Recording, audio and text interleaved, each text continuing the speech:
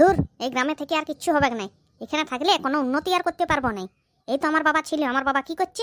চাষবাস করছে। আমিও এইখানে লেখাপড়া শিখবো, আমিও বাবার মতন চাষই করব। তাছাড়া আর কি করব? বাপ আর বেটার মধ্যে খালি এইটুকুই তফাৎ থাকবে, বাপ লুঙ্গি পরে আর বেটা প্যান্ট পরবে। ইহাতেই আমার লুঙ্গি পরলে খুলে যায় তাই, নাহলে আমাকে লুঙ্গি পরা করাতে হবে, প্যান্ট পরতে দিতে নেই। মা বাবাকে আর বলতে লারি, চলে যায়। এখনই যদি মা বাবাকে বলি, এখনই বলবে কেন ওয়ার বেটা পড়ে নাই, ওয়ার বেটি পড়ে নাই, ই পড়ে নাই, সে পড়ে নাই।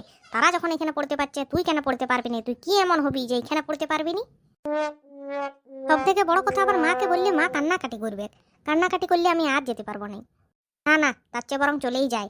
আগে ওইখানে পৌঁছাই, তারপরে মা বাবাকে জানাবো। হ্যাঁ, সত্যি বলতে কি, এইখানের জন্য একটু মন খারাপ লাগছে। এই যেমন বিকাল হলে সব বন্ধুরা একসাথে মাঠে পায়খানা যাওয়া, বাদাম খেতে খেতে পায়খানা করা, এগুলা খুব মিস করব। না না, আর বেশি দেরি করবো না, তাড়াতাড়ি বেরিয়ে পড়ি। আমাকে আজকের মধ্যেই ওইখানে পৌঁছাতে হবে। কাল আবার স্কুলের ভর্তির লাস্ট ডেট, কালকে আমাকে ভর্তি হতেই হবে।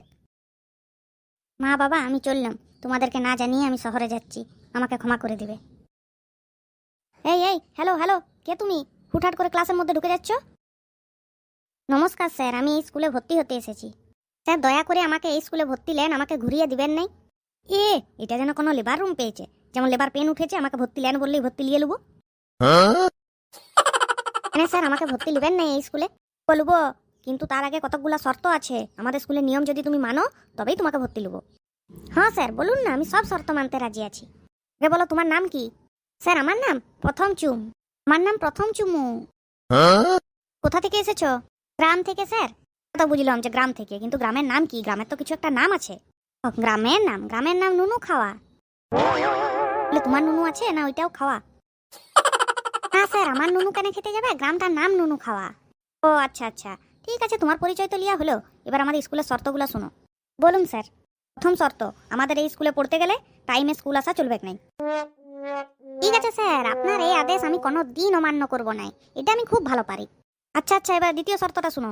দ্বিতীয় শর্ত হচ্ছে, এই স্কুলে পড়তে গেলে একটা গার্লফ্রেন্ড রাখতেই হবে। একটার জায়গায় তুমি দুটা তিনটাও রাখতে পারো, কিন্তু একটা রাখতেই হবে, এটা বাধ্যতামূলক। হলো, এই শর্তে রাজি? রাজি মানে কি বলছেন স্যার? আমি এরকমই একটা স্কুল খুঁজছিলাম, আজকে আমি আমার মনের মতন একটা স্কুল পেয়েছি। এবারে হচ্ছে আমার 3 নাম্বার শর্ত। দেখো, এটা তো সরকারি স্কুল, এখানে তো কোনো ফিস টিস লাগে নাই, তার জন্যই আমরা এই নিয়মটা চালু করেছি। কি নিয়ম স্যার? শর্তটা হচ্ছে এই যে প্রত্যেক মাসে স্টুডেন্টরা 2 প্যাকেট করে নবীন খৈনি, 2 বান্ডিল উষা বিড়ি আর 1 বোতল করে বাংলা তাদের ক্লাস টিচারের হাতে দিবে। আর তোমার ক্লাস টিচার তো আমি, মানে তুমি ওগুলো সব আমার হাতেই দিবে। তবে তুমি আমাকে এতটাও খারাপ ভেবো না যে সবগুলো আমি একাই খাবো।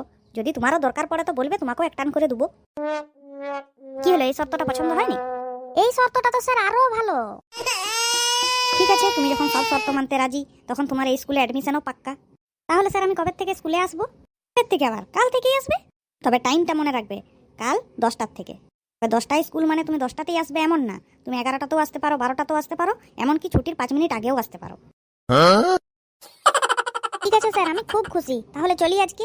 হ্যাঁ যাও, তুমি তো আজকে খুব খুশি, কিন্তু আমি খুশি হব সেদিনই যেদিন আমার চোখের সামনে দেখবো জলজ্যান্ত 1 বোতল বাংলা, 2 বান্ডিল উষা বিড়ি, 2 প্যাকেট নবীন খৈনি। সেদিনই আমি সব থেকে বেশি খুশি হব।